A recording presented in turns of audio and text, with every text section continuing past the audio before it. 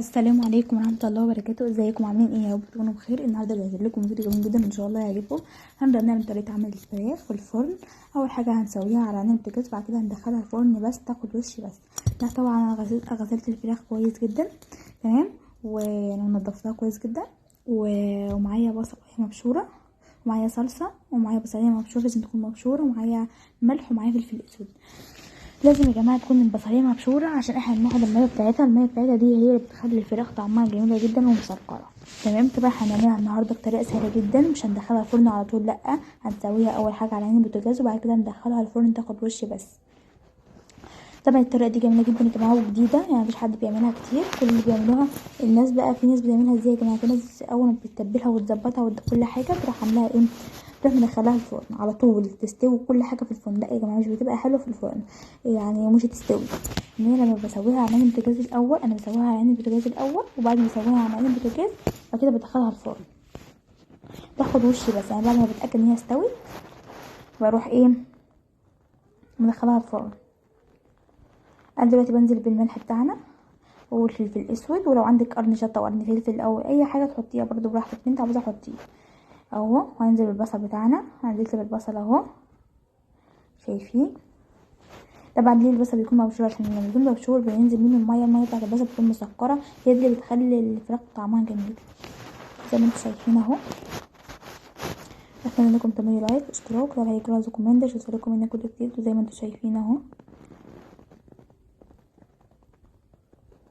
هننزل بقى بايه، بالصلصه بتاعتنا. طبعا يا جماعه الصلصه ما تحطوش كلها صلصه، عشان لو حطيتها كلها صلصه بتبقى زعقه. يعني انت مثلا تحطي مثلا كوبايه صلصه وقصادها كوبايتين مثلا ميه كده، يعني عشان ما تبقاش زعقه. زي ما انتم شايفين بعد ما حطيت شويه ميه، شويه صلصه على شويه ميه بالمنظر ده بقت كده. طبعا لو هي شربت الصلصه بتاعتها وحسينا ان هي لسه مستويتش بننزل بشويه صلصه او شويه ميه كده عشان تستوي.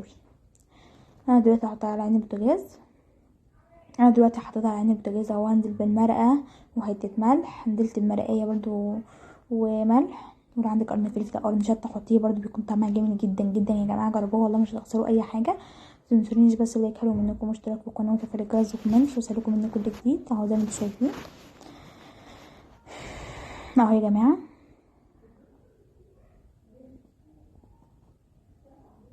زي ما انتم شايفين يا جماعه اهو. هي طبعا هتستوي وهتشرب الصلصه كلها اللي انتوا شايفينها دي كلها هتشربها وهتستوي كويس جدا. اول ما الاقيها خلاص اتهرت واستوت بروح مدخلها الفرن بس تاخد وش بس. هتطلع جميله تحفه يا جماعه، اقسم بالله هتشرفكم قدام ضيوفك. انا بوريكم عشان هي دلوقتي هتبتدي تغلي، هوريكم كل حاجه زي ما انتوا شايفين يا جماعه اهو.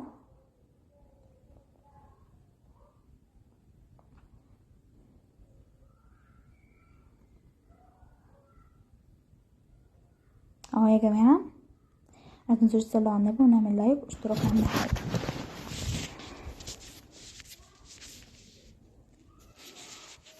زي ما انتوا شايفين يا جماعه اهو. اتمنى انكم تعملوا لايك ويا رب الطريقه بتاعتها تعجبكم يا رب. طبعا هنسويها على عين البوتاجاز الاول زي ما قلت لكم، بعد كده بندخلها في الفرن. هي دي الطريقه الصحيحه يا جماعه وبتطلع معانا جميله جدا ومسكره. ولازم البصل يكون مبشور يا جماعه، عشان لما بتكون مبشور بيبقى ايه، بيديها طعم احلى واطعم. في ناس بتعملها شرايح دي بتخرطها، لا يا جماعه لما انتوا تبشريه بيكون احسن عشان بينزل ميه. الميه دي بتخلي الفراخ طعمها جميل. ده احنا كمان يا جماعه من ساعات بنسيب شويه صلصه كده ما بن... يعني انت لو عايزه تنشفيها قوي تخليها تنشف قوي تستوي، يعني تنشف خالص الفراخ زي كده. هي دلوقتي بتبتدي تشرب اهو. لو عايزاها تنشف احنا مش بنحب ننشفها قوي عشان يبقى فيه شويه صلصه كده، بنحب ان بيكون طعمها جميل جدا. ساعات بنحطها على الرز ساعات بنغمس بيها بيكون طعمها مسكر وجميله. عندك قرن فلفل شطه او عندك قرن فلفل رومي خرطيه برضو حطيه. لو عندك بهارات فراخ حطيها. انا حطيت فلفل اسود وحطيت مرق وحطيت ملح وحطيت يعني بهارات. انت بقى اي حاجه عايزه تحطيها، كزبره ناشفه حطيها، اي حاجه عايزه تحطيها حطيها.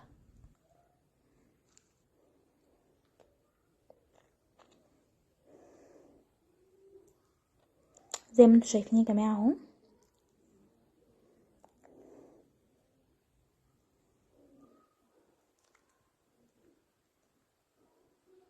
زي ما انتوا شايفين اهو.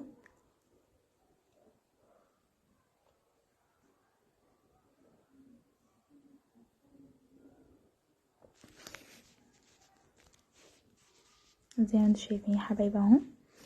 متنسوش بلايك حلو منكم اهو يا حبايبي. شايفين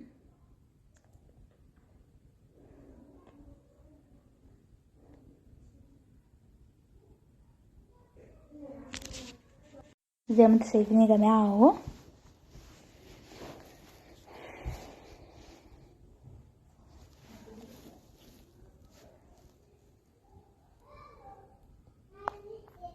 اهو زي ما انتوا شايفين يا جماعه.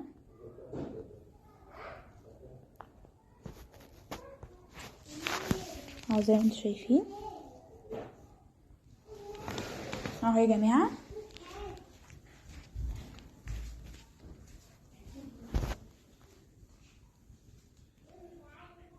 اهو يا جماعه، اهم حاجه بس متنسوش تعملوا لايك.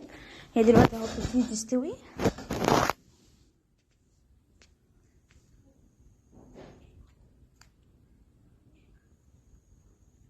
زي ما انتوا شايفين اهو يا جماعه، بقلبها.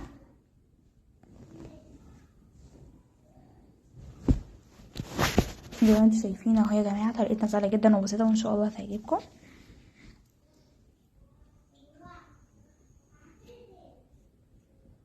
اهو يا جماعه.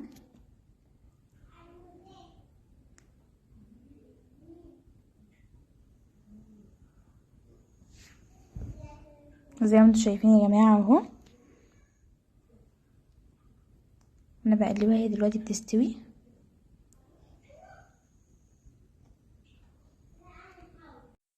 زي ما انتوا شايفين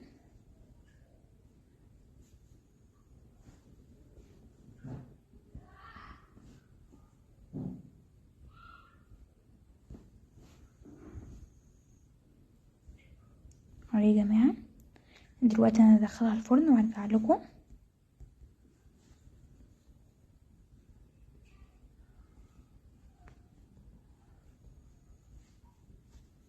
اهو زي ما انتوا شايفين يا جماعه.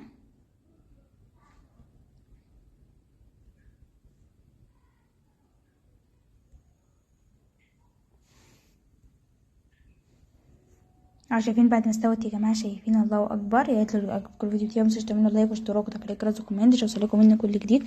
قولوا لي رايكم ايه. شايفين يا جماعه، شايفين اهو.